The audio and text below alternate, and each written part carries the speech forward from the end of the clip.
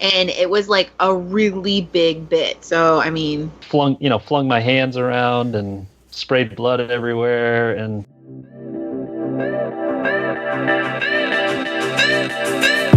hey guys, welcome to Woodshop 101, episode number 155 from May 6, 2019. I'm Drew Short of the Rocket H Woodshop, and I'm joined today by my co-host Sam Wooddell of SamRyan Designs, and our guest host, Aaron Massey of Mr. Fix-It DIY. How is everybody doing tonight? What's up? Good. Thank you. How are you? Good. We're glad to have you back, Aaron. Last week's show was pretty awesome, and I know you got some things to share with this show as well. So, for sure. Before we start, we do want to give a shout out to our Patreon supporters, which is John Ramminger, Sean McHenry, Carl Mose, Neil Sims, Eric Rhoten, Earl from Rustic Saw, and Kenneth Aponte. So thank you guys very much for being supporters. We do appreciate that. And if you want to become a patron of our Patreon campaign, then just head on over to patreon.com/woodshop101. All of our patrons receive an after show twice a month as a benefit, which Aaron will be a part of.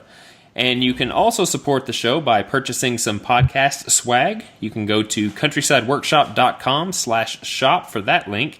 And while you're at it, just go leave us a 5-star rating on the podcast player of your choice. It'll help us reach a greater audience.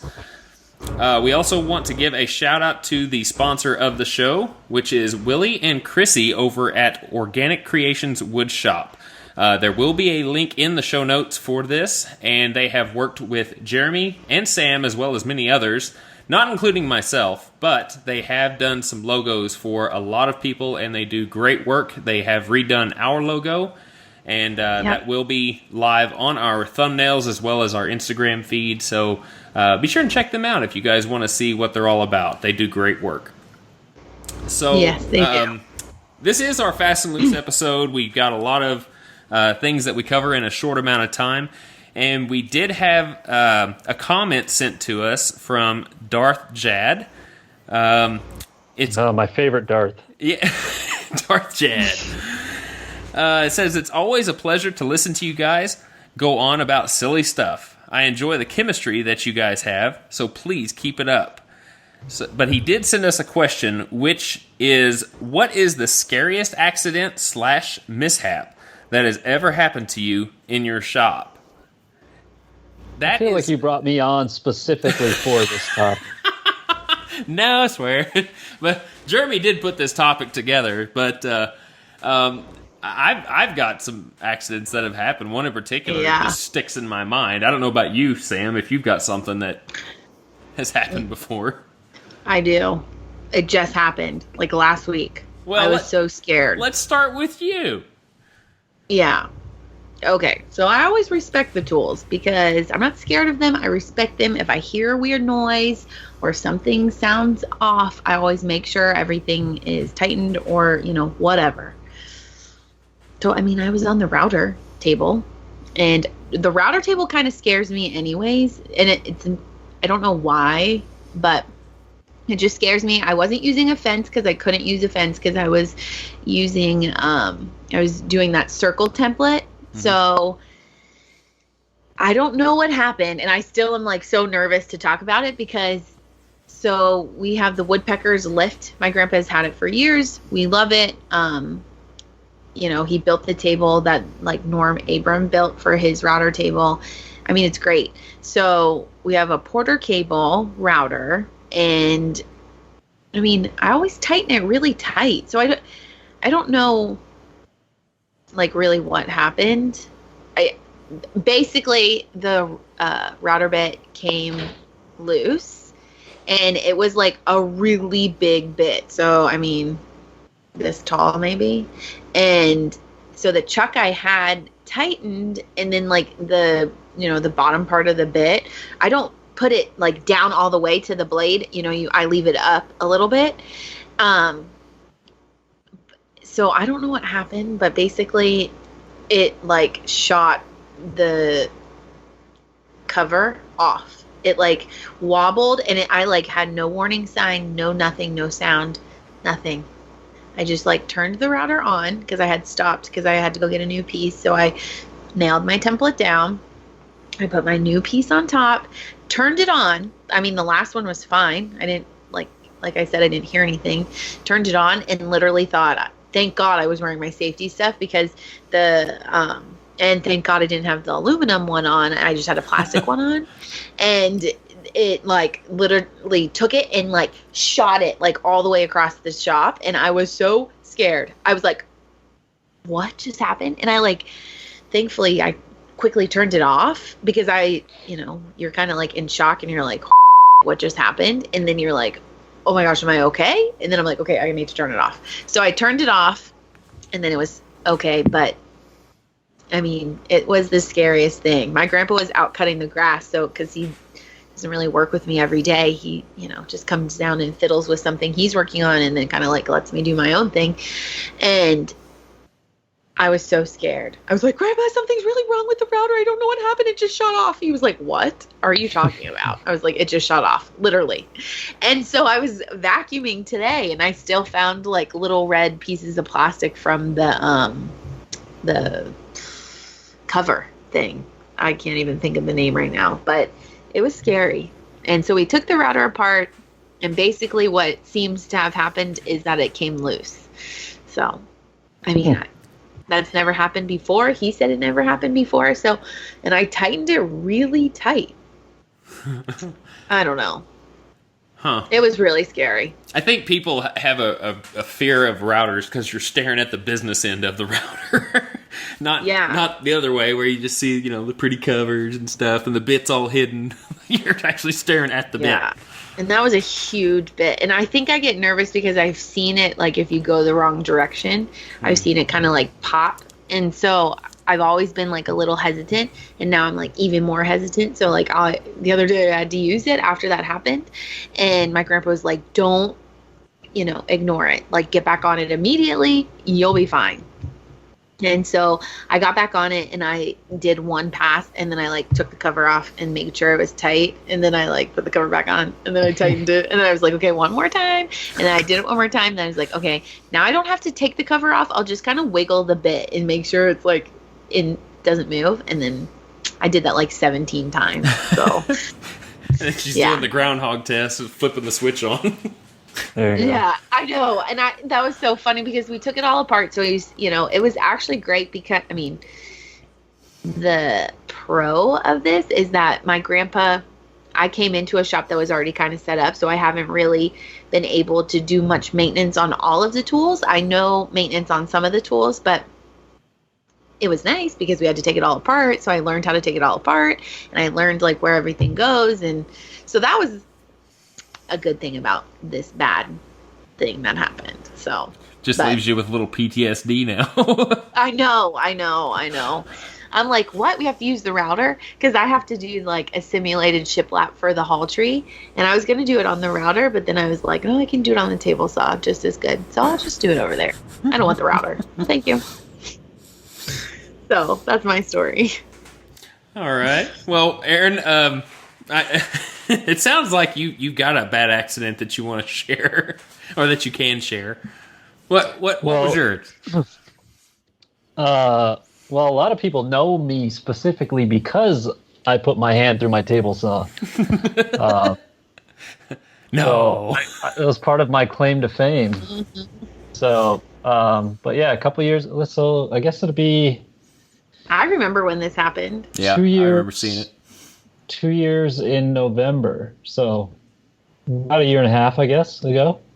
Mm-hmm. And it was just a stupid mishap, and I was very fortunate. I didn't lose any fingers or any digits or have any like real lasting damage. I mean, I do have some stiffness in my, one of the joints, and it kind of raked across the back of the three index. Middle finger and ring finger on my right hand. It gives me the chill. You got the scar still? Oh yeah. Let's see here. They're not as bad as. Yeah, you can kind of see it though. Yeah. I mean, you can definitely tell in person. Definitely. But, so the middle finger is the worst looking one, but the ring finger is the one that one actually chipped off a chunk of the bone in the joint, and so now it's just really stiff. And it's a little slow, but you know what? You're My lucky you own still fault. have the finger. Exactly. I'm lucky I still have all three of them. You know, a lot of people are much less fortunate than me. I mean, I did do a few things right, but I did a lot of things wrong.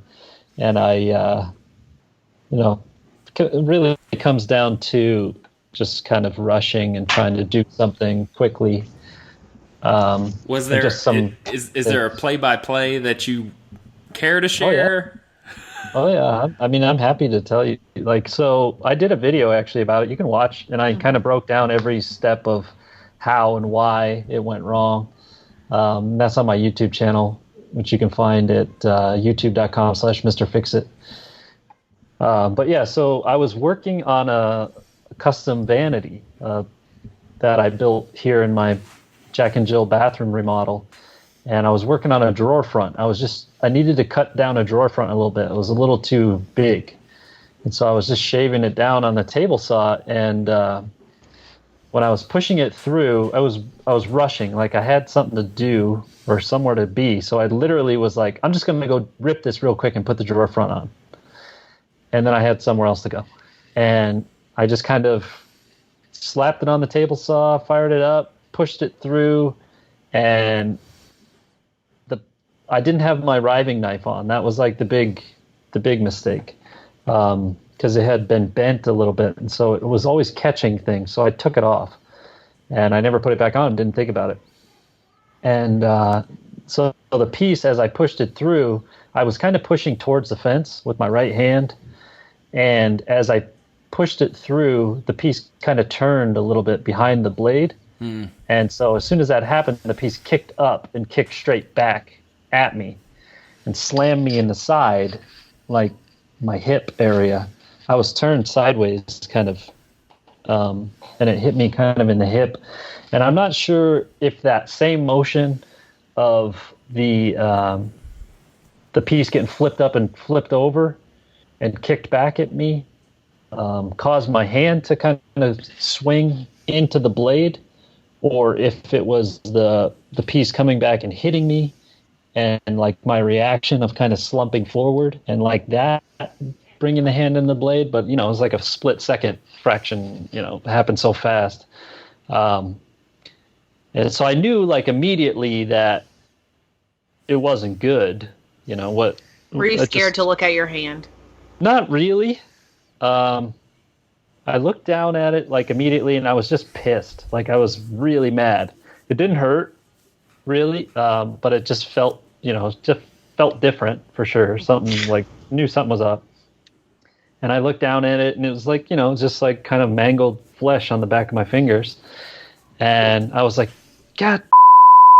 And I think I kind of like flung my hands around and sprayed blood everywhere. And then I was just so mad. I was like so angry that I made the mistake. And I came in the house. My son was only like, I don't know, 2 months old at the time. He was sleeping or napping or whatever he was doing at that time. I would, you know, sleeping for a couple hours anyway. And I came into the house and I was looking for my wife. I still had my my cans on, my ear protection. And I was walking through the house looking for my wife, and I didn't even think, like, I didn't know where she was. And so I walk all the way down the hallway and come all the way back the other way, finally see her, like, in the office. And I'm like, you're not going to believe what I just did. I put my hand through my table saw, and I had already ordered a saw stop prior to this. Oh, no. Like 3 days before. And so I was waiting for it to show up. And so she'll tell you the story that I was just like really angry and animated and like flailing my arms around and just like spraying blood everywhere. And I know, I was just going to say, did you drip blood all the way down the hallway when you went down and then back? We were finding it for like months afterwards, like up on the wall, like in the hallway in the corners for me, like flinging my hands up. You know, I was really Italian that day, like just talking with my hands, you know, like throwing my hands all over the place because I was all fired up. So yeah, I was finding blood everywhere for a long time. So I was like, will you wrap this up for me? And she took a towel, like a little towel, wrapped it around my fingers and threw some duct tape on it, and I was like, I'm going to the emergency room. She's like, oh, what? She was going to wake my son up and take me, and I was like, no, I'm fine. I'm just going to go. So I just jumped in the truck and drove myself there. And I'm guessing you didn't make it to where you needed to go because you were hurrying. Missed that appointment. I think I missed that. Whatever it was I was supposed to do. I don't think I made it. Can't even remember what that was. So then I walk in there, to the emergency room, and I walk up to the desk, and I'm like talking to the guy, the check-in person, and they're like, oh, what's your issue or whatever? I was like, oh, I put my hand through a table saw. And they're like, huh? Oh, really? Like, you're surprisingly calm for having put your hand through a table saw. And I was like, yeah, well, what am I going to do about it? Yeah. And so I heard a couple good stories from a couple of the nurses that were there about some of the accidents they'd seen. And the doctor that was there to stitch me up, he's like, he came in, they gave me like 40 shots in my fingers to like numb my fingers and stitch me all up. And the guy's like, to be honest, I don't really know what this is going to look like. Some places I really can't, I don't really have much to attach to, and blah, blah, blah. And I was like, just do the best you can, doc. That's all I ask. He's like, okay. But he did a great job. I mean, the scarring is, relatively minimal. Pretty minimal? Yeah. Yeah. So that's crazy. That's the worst one. I mean, I've had other little issues here and there, but that's, that one will hopefully forever be the biggest accident that I've had in the shop. I hope so. Mine is probably not that bad. And we've gone past time, but I'll try and make this quick. But I was rambling. No, that's okay. You're the guest, so you're loud. No, yeah. But mine had to do with a palm router, and I had never worked with a palm router until I got this one in, and I'd probably had it maybe 2 weeks, and I was edging some plywood over that had been edge banded, and it has a dust chute on the back side that has no protective thing on it whatsoever, and I was in a uncomfortable position when I got to this certain spot, so I went to change hands, and my index finger of my left hand just went right into that dust chute and touched the bit. Oof. And left a nasty little gash on my index finger, and it took months to fully heal. And it still has a little bit of if I get it just right, it still has a little bit of pain. Does it have that little like Wolverine mark on it? Like I've seen some router accidents before where it leaves like step lines. Oh, the chatter line? Yeah, the chatter lines. No. I mean, it was the very, where the roundover bit kind of comes up and then straight up. It was that corner right there, and it just kind of dug into that spot and took the chunk out. Yeah, that's a gnarly one. I've seen some nasty router injuries. Well, palm router stuff for sure. After I did it, I started shaking my hand like you did, and I left spatter all over the shop. And I had to clean it up off the project that I was working on, too, for a client. So that was nice. They got my DNA in their project. But I, as soon as I did it, I was just like, well, I've done it. Finally stuck my finger in a tool. It's funny how you just get that feeling. You just go, well, that's me. Yeah. Yep, I'm one of those guys now. Yeah. Son of a... I'm a statistic. But guys. It wasn't awful, but I didn't have to go to the ER. I just kept it doctored for a while and made sure that it didn't get infected. But that was my scariest. You're a tough man. You just spit on it and yelled at it and it healed itself. Pour the Robitussin on there. Yeah. There you go. Guys, I'm a baby. If that happens to me, I don't know what. I hope it doesn't. I hope it doesn't either. Knock on wood, because now I'm kind of nervous to go to the shop tomorrow. My mom is works in the OR, so they do brain surgery and stuff. So she's cool with like blood and all of that. But you're good then. Yeah. So I just called my mom when I like got a little tiny cut. That like the worst thing that happened. I took a break from the shop and went upstairs to get breakfast, and I was cutting a bagel, and my grandpa like keeps his knives really sharp, and I was cutting through, and I cut right through. So that's my like accident at the shop. But it's funny that we were talking about accidents. I'm just going to say this real quick because I know we're running over time, but make sure you wear your safety gear, because my mom sent me a picture, a while ago. And I know she told Drew this, but this guy was using framing nail gun, and somehow, I don't know what happened, but I mean, he wasn't wearing his goggles, and he shot, and it went right into his eye. And so they had the scan of the 4-inch. I mean, it was long, 3 inches, scan stuck into his head. Yep. So, with that being said, we'll wrap it up with make sure you wear your safety stuff. And obviously, sometimes you can't help it, but just wear. Take your time too. Yeah. Don't rush. Yeah. Don't rush. Yeah. Respect the tools. Don't be a jackass like me. Speaking of Italian, are you Italian? No. Oh. I was gonna say, not even the littlest bit. That's awesome. An Italian that loves Mexican food and waves his hands. Yeah. Well, yeah. So if you're Irish, I'm Irish sure and English. Yeah. the Irish get really mad and yell and when that stuff like that happens. So does Italian. Well, my grandpa's Italian. He did the DNA. He's 87% Italian. He's Sicilian. So they're kind of crazy. Nice. So that's what I was going to ask you if you were Sicilian, because you have lighter hair.